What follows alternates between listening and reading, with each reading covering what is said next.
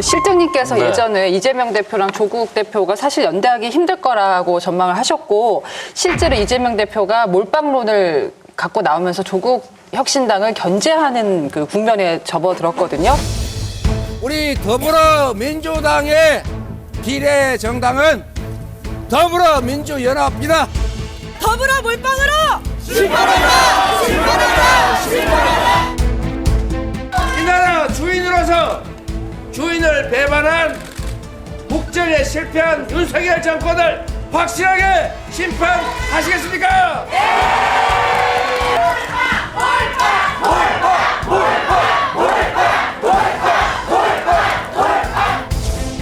뷔페 식당에 들어와서 음식을 보시고 본인에게 취향이 맞는 그 음식을 택하면 되는 것이고 지금은 5월 동주죠. 장경태 의원하고 얘기를 했더니 이렇게 얘기하더라고요. 내가 조국 혁신당 어떻게 생각해? 그랬더니 싸우지 않는 이유 정도죠. 뭐 얘기하는데 조국 대표가 좀 도발을 좀 했잖아요. 근데 이런 자신감이 있어요. 지금 그 조국 혁신당의 지지율이 뭐 20%대를 좀 안정적으로 유지하면서 위협하고 있잖아요. 근데 이 사람들의 목표는 15석이다. 그리고 5석은 비명계 민주당 당선자들을 총선 이후에 영입해서 교섭단체를 만들겠다. 그래서 절대 합당 없다, 민주당과. 왜 우리가 합당하냐? 우리가 민주당을 접수하겠다. 이런 얘기까지 합니다. 서로 접수하겠다고 하는 거네요. 재밌네. 네. 그렇게 얘기하고 있어요. 그래서 그 이재명 대표 입장에서는 조국은 분명히 잠재적 경쟁자죠. 당권을 위협하는 분이고 친문이라는 일정 정도 정책 기반이 있잖아요. 그렇기 때문에 견제할 수밖에 없는데 글쎄요, 전 총선 이후 민주당 상황도 진짜 순탄하지 않을 거예요. 왜냐하면 생각해보면 여기 있는 사람들하고 네. 민주당 이 사람들 원내에 들어오잖아요. 국회가 일정한 완전히- 의석을 가지고. 그거 얼마나 대단하겠어요. 만약에 이 두 당의 경쟁 구도가 본격화된다면은 조국 혁신당이 지금처럼 지지율이 잘 나올 수 있을까요? 그건 뭐 일당이 누가 되느냐가 굉장히 중요하잖아요. 네. 국회의장도 그렇고. 그래서 그런 문제 때문에 시간이 가면 갈수록 조국 혁신당에 대해서 찍으면 안 되고 그 본진을 찍어야 된다. 이 메시지 보내겠죠. 이거는 그분한테 물어보면 된다고 생각을 한 분 있어요. 그분한테 물어보면 된다고 생각을 한 분 있어요. 아니 정말이에요. 이거는 그분한테 물어보면 된다고 생각을 한 분 있어요. 김어준 씨. 아니 정말이에요. 지난 4년 전에도 그 메인 그 위성정당 말고 네. 그 더불어 정봉주 등등 만들었지 않습니까? 네. 거기도 한때 기세가 쫙 올라왔는데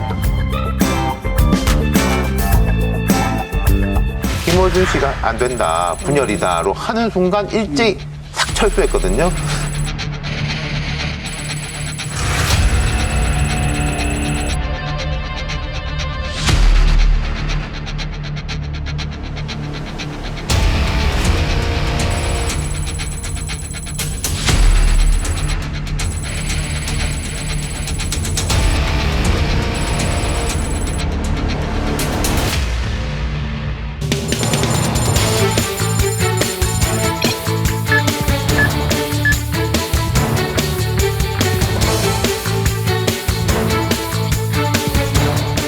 뉴스로 나온 걸 보니까 지금 현재는 김어준 씨가 공평하게 다뤄주고 그게 있어가지고 김어준 씨가 누구를 밀까요? 그래서 이제 친명, 강성 친명 그게 불만이 있나 보더라고요. 그러니까 그걸 보면은 알 수 있죠. 지금 또 재밌는 게 처음 검사 공천 이야기는 국민의힘에 대해서 나온 거지 않습니까? 민주당도 많고 이 조국 혁신당도 보면은 검사가 많아요. 박은정 1번. 네. 차국은 이분은 검사는 아니에요. 변호사 출신이지만 법무부 출입국 그렇죠. 관리본부장이니까 어쨌든 법무부에 일했던 법조계에 법조인. 있었고, 예. 조금 후순이지만 이규원 검사라고 거기도 이제 좀 논란이 있었던 검사가 있는데 3명이나 들어가 있어요. 이 작은 당에. 검사방이네. 조국 혁신당의 비례대표 명단을 보면요, 사실은 그 민심을 왜곡하고 국민을 유권자를 우롱하는 거예요. 지금 비례대표 순번 10번까지 보면 재판 수사 중인 분이 4분이나 있어요. 그래서 그 비례대표 그 순번대로 그 죄의 형량이 무거워지다 이렇게까지 얘기하잖아요. 네. 근데 이분들이 만약에 기소돼서 재판에서 당선 무효형 나오면 어떻게 됩니까? 비례대표 순번도 승계를 해야 되지만 국민들 앞에서 범죄자들이 국회에 들어온 거잖아요.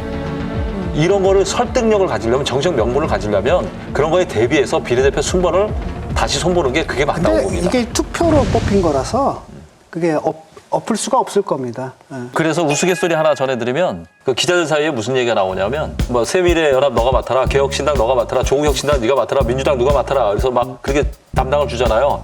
야, 조국혁신당은 정치부가 맡지 말고 법조가 맡아. 그런 얘기도 합니다. 총선이 채 20일도 남지 않았습니다. 자, 지금 판세가 굳어질지 아니면 역전이 될지 어떻게 보세요? 지금 현재는 어쨌든 양쪽의 리스크가 하나씩 있어요. 그러니까 집권당의 리스크는 윤 대통령이 정책 태도를 바꾸고 지금 이 선거니까 이 당 쪽에다가 좀 다양한 목소리를 실어주는 식으로 가면 저는 해볼 만하다고 보고, 민주당은 여전히 저는 모든 걸 종합했을 때 전 투표율이 결정할 거라고 봅니다. 그러니까 이 윤석열 정권 심판을 하는 것이 이재명 대표에게 정책 승리를 안겨주는 거라는 것에 동의하지 않는 민주당 지지층들이 과연 얼마나 있을 거냐, 이거에 따라서 투표율 60%를 넘으면 국민의힘이 좀 어려울 거라고 보고, 55% 아래쪽이면 민주당이 좀 어려움을 겪을 거라고 보고, 55에서 60% 사이는 잘 모르겠고 좀 그렇습니다. 이번 선거에 승패를 어떻게 기준을 잡을 거냐. 이재명 대표가 되게 영리하신 분이신 게 151로 딱 잡아버렸어요. 그럼 지난번보다 30 몇 개가 마이너스가 되는 건데 그래도 이겼다 막 선언할 거란 말이에요. 인천의 14석이 당선되면 200석을 우리가 당선시킬 수 있다. 우리가 200석 이상을 차지하는 민주당 되도록 힘차게 심판합시다. 200석을 해야만이 특검을 할 수 있고 윤석열 대통령을 이러한 행태가 계속된다고 하면은 탄핵도 가능하다.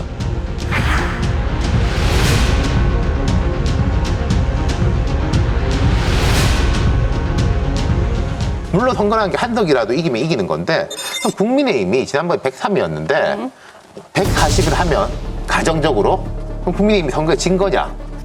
저는 국민이 되게 잘한 거라고 생각해요. 우리 월드컵 기준으로 보시면 140이면 한 8강 간 거라고 생각해요. 다들 속으로 이렇게 잘 될 수가 일 거예요. 그러면 이번 선거는 되게 희한한 게 다 이겼다라고 주장할 가능성도 있다. 아, 그러네요. 근데 어느 가반이 아니라도 원내 일당하는 당이 이겼다고 저는 봅니다. 예. 그러니까 이게 맞죠. 그게 승부는 맞는데 이게 정치적 계산했을 때 140, 뭐 저쪽 150 나와가지고 일당 민주당 한동훈 책임져라, 패배될 책임, 그렇게 나오겠어요? 여러분, 여기를 눌러서 구독을 해주시면 강적들 컨텐츠를 빠르게 만나보실 수가 있습니다. 알람 설정도 잊지 말아주세요.